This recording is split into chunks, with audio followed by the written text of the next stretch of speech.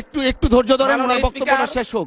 এখানে দাঁড়িয়েছি নিপীড়িত, লাঞ্ছিত, বঞ্চিত মানুষের প্রতিনিধি হয়ে কথা বলতে।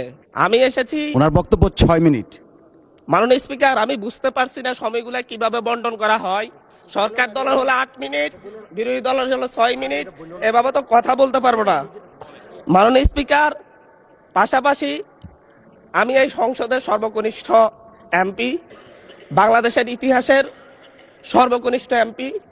আমি এখানে দাঁড়িয়ে আপনারা যে জেনজির কথা বলেন, সেই জেনজির প্রতিনিধি হয়ে আমি সংসদে কথা বলতে আসছি। আপনি যদি বলেন যে জেনজিরা কি চাই, আমি বলছি জেনজিরা 72-এর সংবিধান আর চাই না। আপনি যদি বলেন জেনজিরা কি চাই, আমি বলতে এসেছি জেনজিরা এটাই চাই, স্বাধীনতার 30 বছর পরে জন্ম নিয়ে আমার মতো যারা সন্তানরা রয়েছে তারা কেন ভোটাধিকার পাই নাই, তার জবাব চাই। আমরা তো স্বাধীন বাংলাদেশে জন্ম নিয়েছি। মাননীয় স্পিকার, আমাদের কি ভুল ছিল? আমরা তো নতুন মানচিত্র পেয়েছি, আমরা তো নতুন পতাকা পেয়েছি, আমরা নতুন সীমানা পেয়েছি। আমাদের পূর্বপুরুষরা 1971 সালে রক্ত দিয়ে আমাদের জন্য একটি নিরাপদ বাংলাদেশ গড়তে চেয়েছেন, কিন্তু আমরা কি সেই নিরাপদ বাংলাদেশ পেয়েছি? আমরা কি সেই নতুন বাংলাদেশ পেয়েছি? আমরা তো সেই নতুন বাংলাদেশ মাননীয় স্পিকার পাই নাই। 71-এ 30 লক্ষ মানুষ শহীদ হয়েছে, জীবন দিয়েছে, তাদের পরবর্তী সন্তানরা যেন নিরাপদ বাংলাদেশে ভোটাধিকার পায়, যেন রক্ষী বাহিনী না হয়, যেন ভোটাধিকার পায়, যেন আবার দুর্ভিক্ষ না হয়। কিন্তু আমরা কি দেখেছি? আমরা দেখেছি বাংলাদেশে দুর্ভিক্ষ হয়েছে।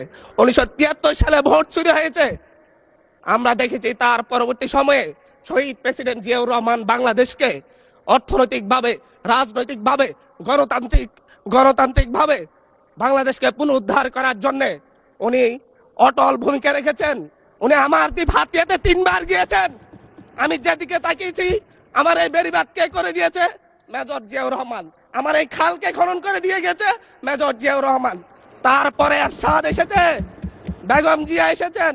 বেগম জিয়া আমার হাতিয়াতে 3 থেকে 4 বার গিয়েছেন, কিন্তু তারপর আমার হাতিয়ার ওই অঞ্চলের নদী ভাঙ্গন রোধ হয় নাই। ওই অঞ্চলের লক্ষ লক্ষ মানুষ ঘরবাড়িহীন ভাবে পড়ে আছে। আমি এই ইলেকশনে ভোট ডাকাতি দেখেছি। আমার গাড়ি বহরে হামলা করা হয়েছে। আমি কি এই ইলেকশনের জন্য নিজের রক্ত জড়িয়েছি? আমি আজকে স্বরাষ্ট্রমন্ত্রী আছেন, মাননীয় প্রধানমন্ত্রী আছেন, আমি এখানে প্রশ্ন করি, আমি কি রক্ত ঝরিয়েছি? আমরা রক্ত ঝরিয়েছি বলে আপনারা আজকে সংসদে প্রধানমন্ত্রী, স্বরাষ্ট্রমন্ত্রী হয়েছেন। রক্ত ঝরার পরে, রক্ত ঝরিয়ে গুলিবিদ্ধ হয়ে 3 দিনের মাথায়, গুলিবিদ্ধ হয়ে দয়া করে থামুন। মাননীয় সংসদ সদস্য, আপনার বক্তব্য অব্যাহত রাখুন। 144 ধারার মধ্যে আবার নিজে গুলিবিদ্ধ পা নিয়ে বের হয়ে গিয়ে সংবাদ সম্মেলন করে বলেছি আবার রাস্তায় নামুন, আজকে প্রধান হতে হবে। আমরা বলেছি নতুন বাংলাদেশ দিব।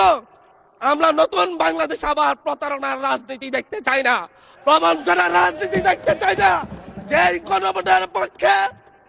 গণভোটের পক্ষে আমাদের মাননীয় প্রধানমন্ত্রী প্রচারণা চালিয়েছেন, যে আদেশের পক্ষে মাননীয় সরকার দলীয় সংসদ সদস্যরা প্রচারণা চালিয়েছেন, আজকে এখানে সেই কেন এটা নিয়ে আবার দীর্ঘ আলোচনা হতে হবে। আমরা 90-এর গণঅভ্যুত্থানের কথা বলে যাই নাই।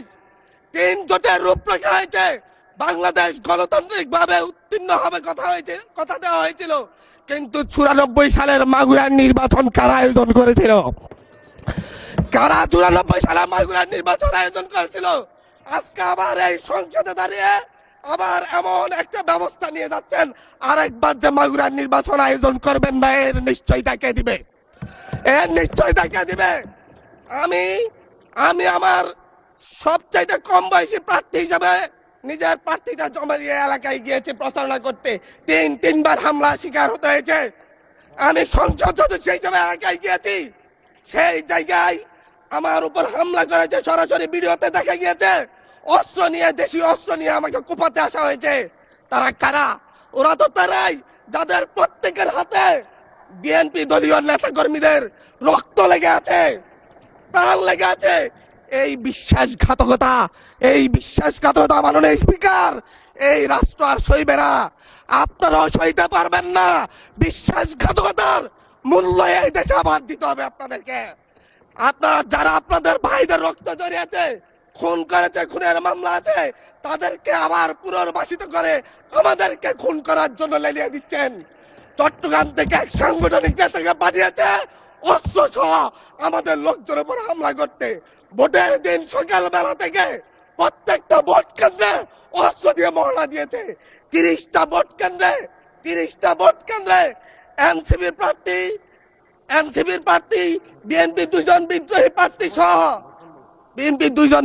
প্রার্থী সহ কারো এজেন্টকে ঢুকতে দেওয়া হয় নাই। এটার জন্য কি আমরা আমাদের রক্ত জড়িয়েছি?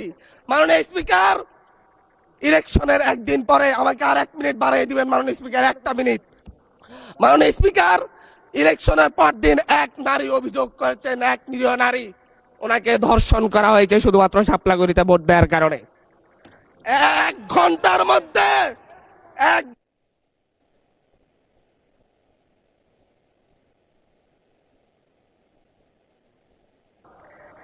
ধন্যবাদ মাননীয় সংসদ।